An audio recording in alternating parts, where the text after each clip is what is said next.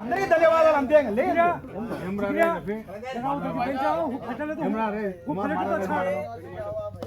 మాట్లాడు ఇట్లా ఉద్యోగం రాలేక కుమార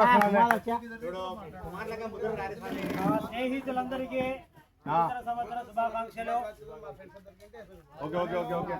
ఎప్పటికీ ఇదే విధంగా సంతోషంగా ఆనందంగా ఉండాలంటే ఈ గ్రూప్ లో ఏ మెసేజ్ పెట్టినా కూడా ఖచ్చితంగా స్పందించి ప్రతి ఒక్క ప్రోగ్రాం విజయవంతం చేయాలని, ఏదైనా కష్టం ఉంటే కూడా గ్రూప్లో సభ్యులకు మనకు తెలియపరిచితే మనకు సహాయం చేస్తారనే ఆలోచనతో ఈ గ్రూప్ నడుస్తుంది. కాబట్టి ఈ గ్రూప్ ఇంకా రోజు రోజుకు డెవలప్ కావాలి.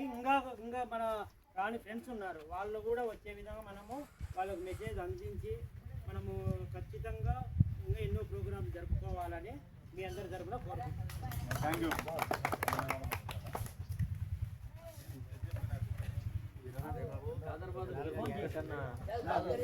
సుబ్బాడి రెండు మాటలు మాట్లాడు.